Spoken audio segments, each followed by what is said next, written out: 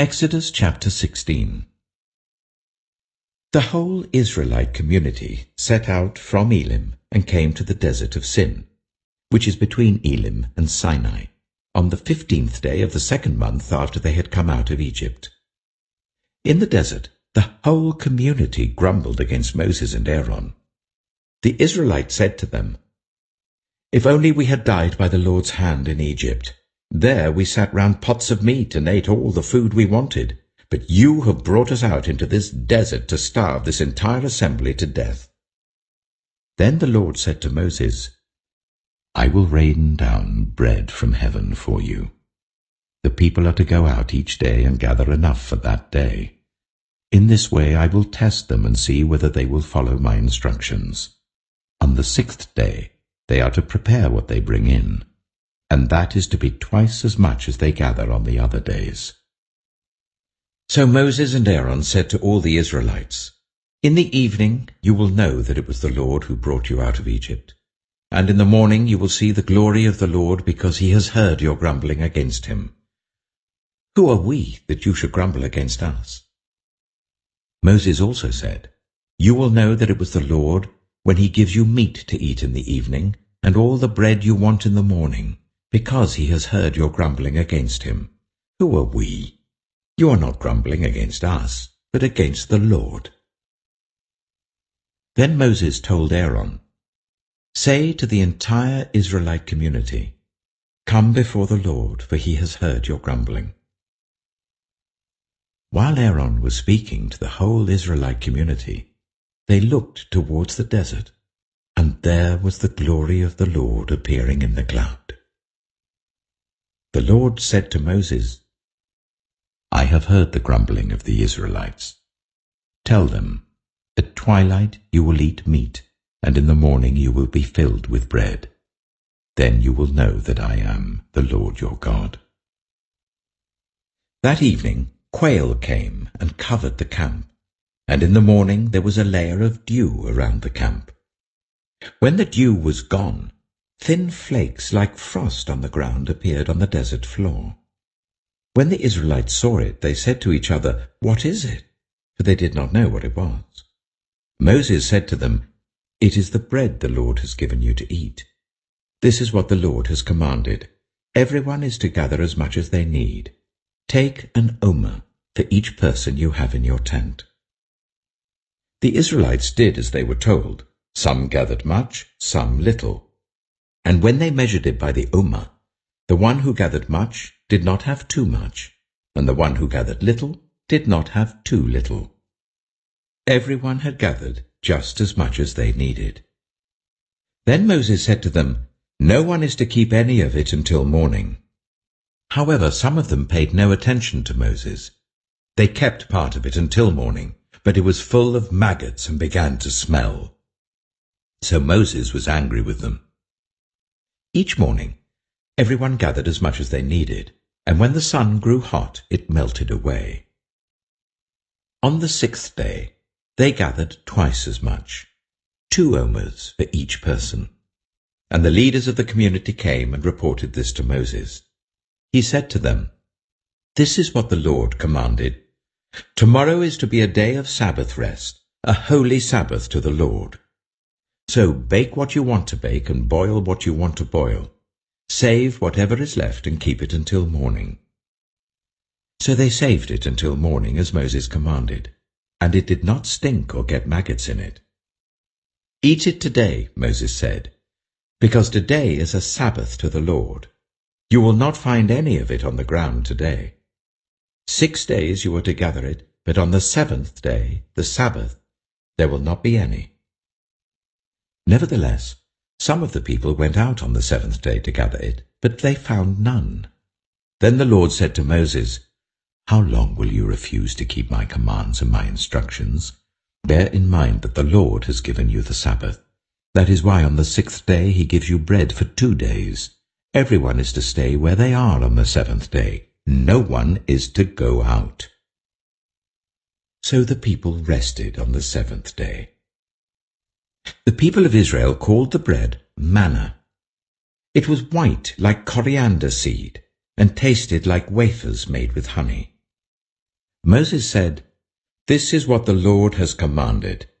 Take an omer of manna and keep it for the generations to come, so that they can see the bread I gave you to eat in the wilderness when I brought you out of Egypt." So Moses said to Aaron, "Take a jar and put an omer of manna in it. Then place it before the Lord to be kept for the generations to come." As the Lord commanded Moses, Aaron put the manna with the tablets of the covenant law that it might be preserved. The Israelites ate manna for 40 years, until they came to a land that was settled. They ate manna until they reached the border of Canaan.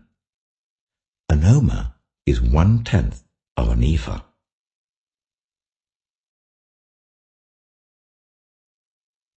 Exodus chapter 17. The whole Israelite community set out from the desert of Sin, traveling from place to place as the Lord commanded. They camped at Rephidim, but there was no water for the people to drink. So they quarreled with Moses and said, "Give us water to drink." Moses replied, "Why do you quarrel with me? Why do you put the Lord to the test?" But the people were thirsty for water there, and they grumbled against Moses. They said, "Why did you bring us up out of Egypt to make us and our children and our livestock die of thirst?" Then Moses cried out to the Lord, "What am I to do with these people? They are almost ready to stone me." The Lord answered Moses, "Go out in front of the people. Take with you some of the elders of Israel, and take in your hand the staff with which you struck the Nile, and go. I will stand there before you by the rock at Horeb. Strike the rock, and water will come out of it for the people to drink." So Moses did this in the sight of the elders of Israel. And he called the place Massah and Meribah, because the Israelites quarreled, and because they tested the Lord, saying, "Is the Lord among us or not?" The Amalekites came and attacked the Israelites at Rephidim. Moses said to Joshua, "Choose some of our men and go out to fight the Amalekites. Tomorrow I will stand on top of the hill with the staff of God in my hands." So Joshua fought the Amalekites as Moses had ordered, and Moses, Aaron, and Hur went to the top of the hill. As long as Moses held up his hands, the Israelites were winning, but whenever he lowered his hands, the Amalekites were winning. When Moses' hands grew tired, they took a stone and put it under him, and he sat on it. Aaron and Hur held his hands up, one on one side, one on the other, so that his hands remained steady till sunset. So Joshua overcame the Amalekite army with the sword. Then the Lord said to Moses, "Write this on a scroll, as something to be remembered, and make sure that Joshua hears it, because I will completely blot out the name of Amalek from under heaven." Moses built an altar and called it, "The Lord is my banner." He said, "Because hands were lifted up against the throne of the Lord will be at war against the Amalekites from generation to generation."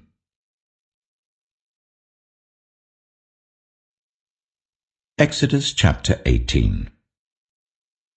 Now Jethro, the priest of Midian and father-in-law of Moses, heard of everything God had done for Moses and for his people Israel, and how the Lord had brought Israel out of Egypt. After Moses had sent away his wife Zipporah, his father-in-law Jethro received her and her 2 sons. One son was named Gershom, for Moses said, "I have become a foreigner in a foreign land." And the other was named Eleazar, for he said, "My father's God was my helper. He saved me from the sword of Pharaoh." Jethro, Moses' father-in-law, together with Moses' sons and wife, came to him in the wilderness where he was camped near the mountain of God. Jethro had sent word to him, "I, your father-in-law Jethro, am coming to you with your wife and her 2 sons." So Moses went out to meet his father-in-law and bowed down and kissed him. They greeted each other and then went into the tent. Moses told his father-in-law about everything the Lord had done to Pharaoh and the Egyptians for Israel's sake. and about all the hardships they had met along the way, and how the Lord had saved them. Jethro was delighted to hear about all the good things the Lord had done for Israel, in rescuing them from the hand of the Egyptians. He said, "Praise be to the Lord, who rescued you from the hand of the Egyptians and of Pharaoh, and who rescued the people from the hand of the Egyptians.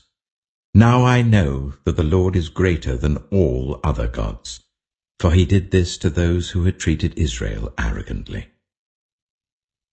Then Jethro, Moses' father-in-law, brought a burnt offering and other sacrifices to God. And Aaron came with all the elders of Israel to eat a meal with Moses' father-in-law in the presence of God. The next day, Moses took his seat to serve as judge for the people, and they stood round him from morning till evening. When his father-in-law saw all that Moses was doing for the people, he said, "What is this you are doing for the people? Why do you alone sit as judge, while all these people stand round you from morning till evening?" Moses answered him, "Because the people come to me to seek God's will. Whenever they have a dispute, it is brought to me, and I decide between the parties and inform them of God's decrees and instructions." Moses' father-in-law replied, "What you are doing is not good. You and these people who come to you will only wear yourselves out. The work is too heavy for you. You cannot handle it alone. Listen now to me, and I will give you some advice, and may God be with you. You must be the people's representative before God and bring their disputes to him. Teach them his decrees and instructions, and show them the way they are to live and how they are to behave. But select capable men from all the people, men who fear God, trustworthy men who hate dishonest gain, and appoint them as officials over thousands, hundreds, fifties, and tens. Let them serve as judges for the people at all times. But let them bring every difficult case to you. The simple cases they can decide themselves. That will make your load lighter, because they will share it with you. If you do this, and God so command, you will be able to stand the strain, and all these people will go home satisfied." Moses listened to his father-in-law and did everything he said. He chose capable men from all Israel and made them leaders of the people, officials over thousands, hundreds, fifties, and tens. They served as judges for the people at all times. The difficult cases they brought to Moses, but the simple ones they decided themselves. Then Moses sent his father-in-law on his way, and Jethro returned to his own country.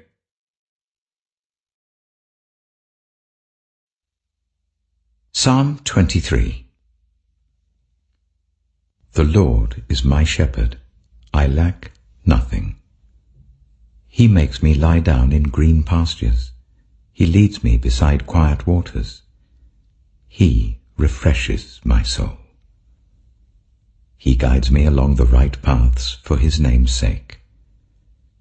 Even though I walk through the darkest valley, I will fear no evil, for you are with me. Your rod and your staff, they comfort me. You prepare a table before me in the presence of my enemies. You anoint my head with oil. My cup overflows.